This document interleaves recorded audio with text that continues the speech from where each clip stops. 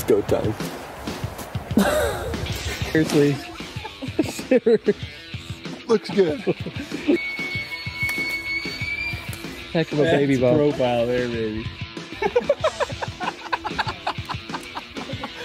Jason Phelps game calls. All he does is sit on his butt and eat No, that's my popcorn. whole motto. That's why we build good calls so you don't have to walk to them.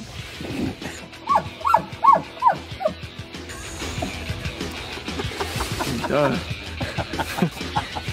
Freaking disgusting.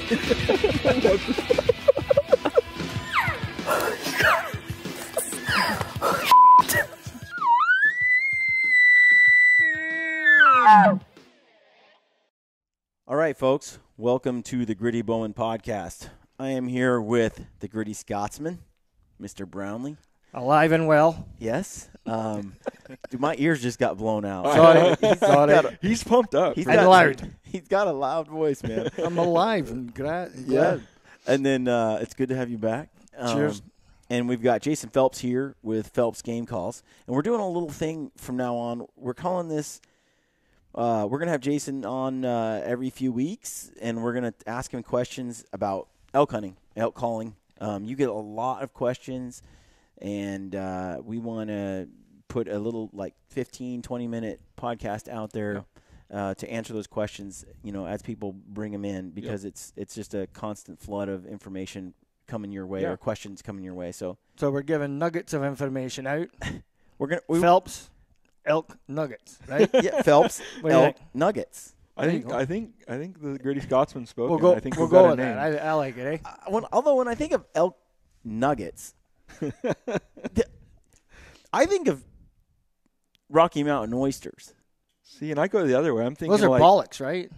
I'm Right? going Right. I'm going the other way, thinking crap all over the. You're thinking like pellets? A pile of elk crap. but Bollocks and crap. I'm in the middle it- with nuggets of information. it You works. two are in the gutters. Okay, so the Phelps Elk Nuggets or something like that. I like you get- putting Phelps on the front of elk nuggets. I appreciate it. Right? I don't want to just do Phelps' nuggets. Just take the elk out of it, right? Yeah. No. Phelps is no. Because you get all these questions, we'll right? keep elk kind of squeezed in the middle. Yeah. Yeah. These are all the questions that you're getting asked, right? Yeah. And this is a way we can get all the information out, and you can and One then spot and compile it, and then Right. it's easy for me to send somebody a link instead Right. of either Yep. phone you calls. send them a nugget or- of information. There That's you go. right, yeah. Right? So Brilliant. the format, we'll ask a couple of questions, 2, 3. We'll see what we can get through, and then whatever's then we're going to share some elk hunting experiences and on each show after we get your information on answering these questions. So let's dive right in. what were we talking about Today, what calls and how to use them is a question you get all the time. Yeah, the number one most asked question is, and That's usually kind of like that's just a really easy, short topic to cover. it is, but it's so big, and then it's people are usually at the point where they're going to buy, and so I've always kind of prided myself on Here, I can help you with this question. What calls? Phelps calls. No. See, that's where a lot of people go wrong. It's like I have an understanding that my call isn't always necessarily going to be the best, and that's one of the reasons I sell a bugling bull calls or a competitor's calls, just because by talking with people and understanding what they're after, I'm able to push them into the right call, and therefore keeping their trust. So I try to be completely transparent on these questions, and really ask a few questions. What calls are you using currently? What are you looking for? What would you like better? And really try to look what they're getting after. Yeah. But the three things I always recommend is some sort of an external. Of course, external is one of those things where brand isn't necessarily as important, but there's a lot of great calls. Forever growing up, I used the Carlton Fight and Cow call, the little green one. I'm sure most everybody's used it. It's a great call. There's some other really good calls. My Easy Estrus is very, very easy to use, and the reason why is we use a very narrow tone board. And the reason it's easy is because all you have to do is get this basically this sheet of mylar vibrating is what you are. So the thinner, the narrower, the less material that's there, the easier it is to get going. And also, hey Brent, you can slip in here real close or whatever you need to. I mean, so we use a narrow when you say tone board. tone board, you're talking about the tone board's the black plastic. Okay. The mylar which is the white, is the reed that actually vibrates and makes that higher pitch noise. So another big problem with externals is them freezing up. Yeah. Always at the wrong time. Your spit gets on them and they get or it sticks to the or you've got sweat soundboard dripping off of you in the heat of the moment, and you're gumming this thing up. So by keeping I'm cool as ice, so that doesn't happen. But other people might need to worry about that. So we use a thin tone board. There's less contact between the reed and the tone board, allowing less stick. There are a lot of other tips I like to give. Is don't drink a Gatorade and put this thing in your mouth. Right. It's like now you've got sugar and everything else involved. Another trick to prevent some sticking, if you're not allergic to pan cooking spray or something, you spray it down on a paper towel, wipe under the reed. Don't bend the reed, but wipe under it, and that kind of gives you some resistance to sticking. Jason, I'm new to elk hunting. These are easier to use, right? The learning curve on these are really easy. The only guy I know that can't use one's my dad. He makes this god awful face. He cringes up like it's gonna hurt, and I'm like, no. If you're that into it, we're already gone. It does tickle, and when you first use it, it does tickle your lip. And a lot of predator callers like to use their teeth. I always kind of instruct people to use their lip. Wrap your top lip around your teeth as tight as you can, and roll into it. So let's hear what it sounds like. Brent, can you give us a little close up on Jason's lips? So I like to roll into it. I usually start somewhere in the middle of the tone board and just kind of roll into the call.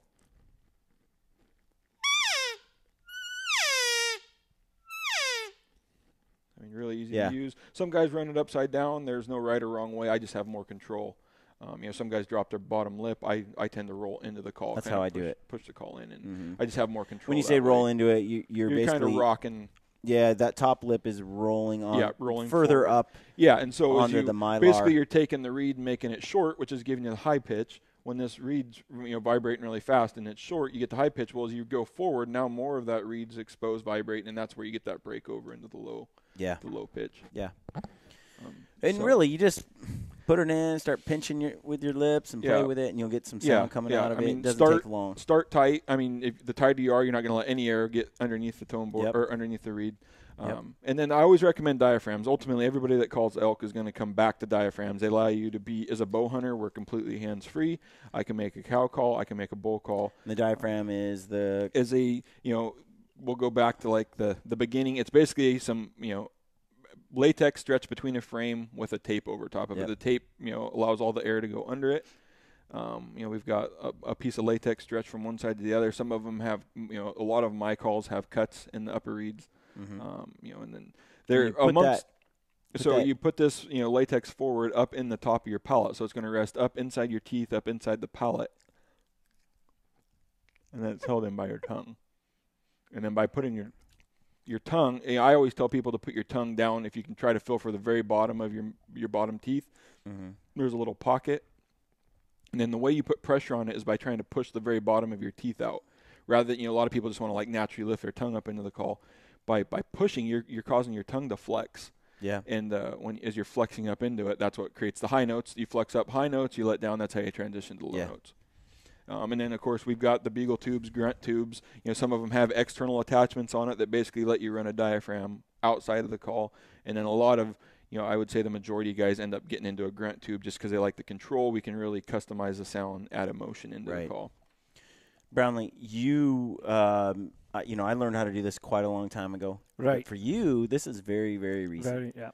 What do you recommend to somebody that's trying to learn how to call elk? You have one of these because it's dead easy, right? That's the external. Yeah, the external. An untrained muppet could basically Except my dad. Sorry, but your dad. Oh, he doesn't watch these. We're good. We're good. Okay, good. Woo. But then the reed though. After it took me a while, but once I got that, that's what I love. Then the reed, because like you said, being hands free, Yep. But this one. And this time of year is the time, I get a lot of the mid-August, like, hey, what reed should I get? I've never blown on one. Like, we're too late. Yeah. Some guys may pick it up, but now is really the time, February, March. Buy a handful of these things, whether they have a dome on them, a pallet plate, a flat style. There's multiple styles, and really you need to find out what style fits. That's what I did. After I went with him the first time and I was filming to see what hunting was all about, then I was in the trailer and he gave me a couple, and I'll try these, and then I bought like 7 or 8 of them. And that's what I did. I kept trying them. Yep. And then I found a couple. Yep. For me, bang, they're on. Yep. Perfect. Yeah, And it's like right off the bat, you know, with very little effort, it's like all of a sudden you put one in, you're like, oh, that I could do. Yeah. But you try like 8 or 9 of them, and like 2 are like pretty easy. Yeah. Right. Yeah, and I mean, just being around a bunch of elk callers and fitting people up. I mean, you listen to guys that are, you know, excellent elk callers, but everybody has their own mechanism to get there, and we're not all, you know, it's pretty like hunting boots. They're all pretty, you know, user specific, and that's what I try. I mean, I may not have a call that works for you, but I hope I can recommend, you know, a call that will work. Yeah. When Mark, what about learning how to use it? Was it frustrating? Were you discouraged at first? I mean, what happened at first, there? but then you had me watching a couple of videos, and at the Bugle and Bull one guy, I've got his on my phone, and I have it with me, and I would continuously practice in the car when I was driving, like they said to do. And I think that was a really good instructional video. That's the way to do it. And you've got to do it a whole bunch of times because the next year I was calling with a reed. The Elk Nut dude, he had a video. Yeah, the Elk Nut DVD. and the Bugle and Bull guy. Is that right? Yeah. Same guy? Yeah. Yeah, I knew that. I'm so dialed in. But, you know, just a little instruction. What I did was I would put it in my mouth when I drove to work. So I'm in the car. There's nobody there to hear me, you know, sound like a dying elephant. And it allowed me just to practice a little bit just in alone. And I could listen to the sounds on the radio or on my device playing through. And then I could try to mimic it with myself. And in the beginning, all I cared about was just getting it to make some noise. Yeah. And that's what I always tell people, like, don't try to sound like an elk right off the bat. I always tell them, try to sound like a European ambulance. If, basically start as high as you can, drop. Right. Yeah. Show us what that would be. And so like. you'll run it right into a cow call. Yeah.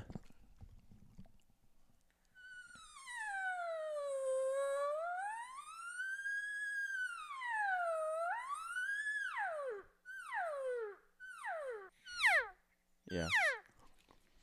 So by just, basically running through, I mean, you just keep shortening up that cadence, and eventually you're going to get the break over and right into a cow call.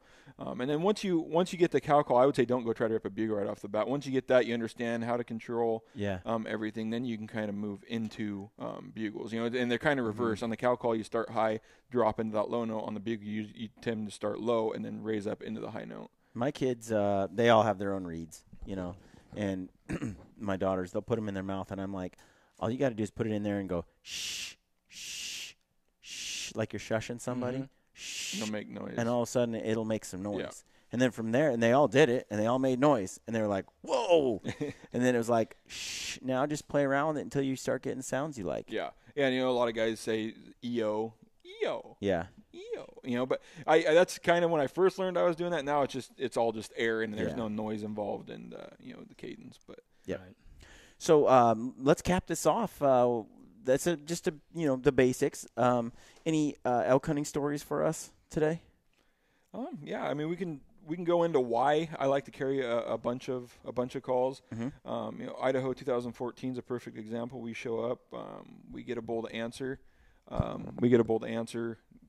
off the ridge top there, and one of the biggest mistakes I think is calling your way in the bull. A lot of times you play the game and then he stays far enough ahead and you never catch up. So you mean as you approach the bull, you're calling the whole time, which tells them how close you are. Yeah. So I don't want to keep like, hey, I'm coming to beat you up. Hey, I'm coming to beat you up, or hey, I'm coming to steal your cows, basically.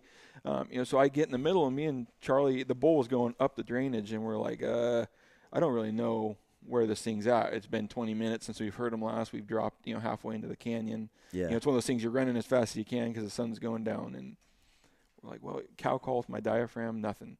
Cow call with my diaphragm. I'm really wanting to avoid bugling. And so I take the external call, hit a cow call, and instantly fires back.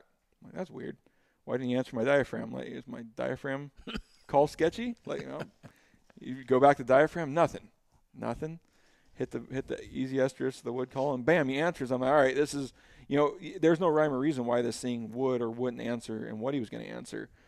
And we ended up getting back down in there, into the brush hole, right in there with him, and started out like, all right, I think we're close enough to bugle. And I bugle once, nothing. What the heck? I think I bugled a second time, nothing. I go back to easy estrus, and he hammers right there. I was like, what is, it just, there's no rhyme or reason. And so that's why I tell people, to have an assortment of calls, there's no reason why, not necessarily go out there with 20 different elk calls dangling around your neck or, but to some effect have, there's no carpenter that can go to work and do his job with one tool. Right. And so I just like to have a small assortment, whether it's a high-pitched cow call, low-pitched cow calls. Diaphragms take up so little space. I like to have a handful of those. You don't need to be all pimped out with 20, and it's funny because it's like you never know with the elk what's going to turn them on. Yeah, and, so we were able to kind of use the wood easy estrus, turn up his temperature to where he would answer a bugle, and then we're finally able to. Those of us have been calling for a long time. We've all been there where it's like, man, this elk doesn't do anything. He doesn't respond to anything, and then we pull out some external or something that we've like. I always carry a ton of calls too, and then I'm like, well, why not? It's sort of like how I fish too. Like I've tried all 20 lures. I got one left, let's see if this one works. Let's see if that. And you pulled out that other call and you're like, Meh, and all of a sudden he's like, Bruh, and he's like, whoa, that worked. Yeah, we'll stay with that one. Let's work that one. He's told me before a story where using a generic call that's used by a lot of people, and because it's dead easy to use, and even I can tell that it's not a real bull. But it's dead. One time he did it, and the bloody thing answered him with that thing. So they're all different, right? Yeah. We're talking about the Blue Reed Terminator. Yes. Hey, I'm probably still trying to catch up to the bulls I've killed with my own calls that I killed with. I mean, I'm telling you, man, effective. From a distance, that Primos Terminator bugle, like I can get pitches out of it that I just can't get with my mouth. Yeah, read. I mean, I'm trying, and I get better. Close up, it doesn't get the bulls going like they. But from a distance, for a locator bugle, sometimes it's like, I love that thing. There's nothing wrong, and that's Terminator. It sounds as fake as can be. Yeah, Terminator. You like. But I mean, climb the stairs.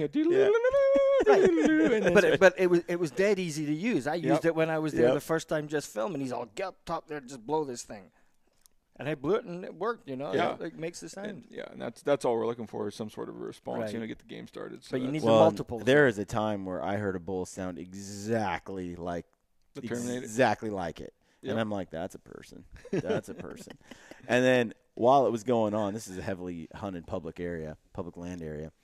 There's hunters on every ridge, right? And these two bulls are just going at it. And I'm like, this is a hunter, this is a bull. And I'm like, I'm right underneath him. So I'm just going to let this hunter just keep bugling while I creep in. He's like my caller for me, right? I'm right next to this bull. I sneak through the woods. I see that bull, and I'm like, oh, yeah. And he's got like 30 cows with him. Well, that other hunter's approaching. I'm like, man, he's getting closer, and I'm kind of on the edge. The wind is good. Pops out into the opening. It was an elk with his own like 30 cow, 40 cow herd. And I'm like, that sounds so bad. Yeah. But it just goes to show, and we've all been there that have done it for a long time, that, you can't judge a bull by its bugle. No, I mean, same thing. We've had multiple times where I refuse to be called in by somebody, and Charlie's like, well, sit here and keep calling. I'm like, no, I don't even want to call somebody else in. Like, even let him have like the satisfaction of thinking I was that they were an elk, and I'd sit there and call maybe once or twice more, and Charlie will pick something up. And that one time in 13, it can rob us of some blessings. We ended up calling that bull in the 25 yards, but at the time, 5 minutes earlier, there was no way you're going to convince me that thing was a real elk. Yeah, I've been there. All right, well, folks, thank you for listening to the Phelps Elk Nuggets. That's right. Is that what we're going with, Mark? Yeah, I like it. That was a nice piece of nugget information. Have multiple calls with you so you can answer all the bulls, and then you'll kill them. Yeah, right? That's right. I wish it was that simple, though.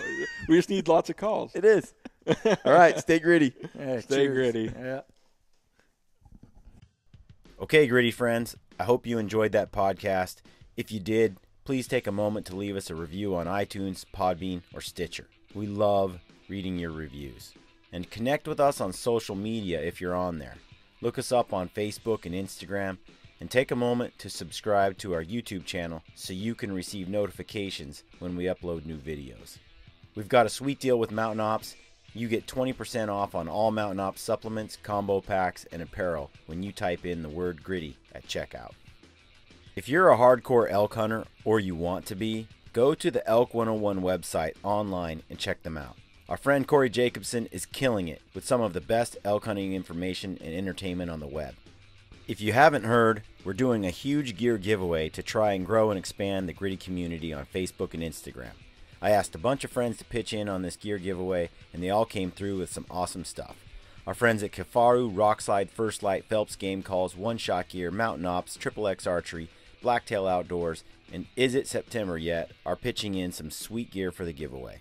We'll announce all the details in the next few weeks. All you have to do to be entered to win is like our Gritty Bowmen Facebook page and follow us on Instagram. All right, friends, let me leave you with one other quote from Theodore Roosevelt, who said, "It behooves every man to remember that the work of the critic is of altogether secondary importance, and that, in the end, progress is accomplished by the man who does things." We all have a choice. We can be people who do things or people who criticize the work of others. It's pretty simple, really. Get out there and do your thing. Good luck on your hunts, and stay gritty.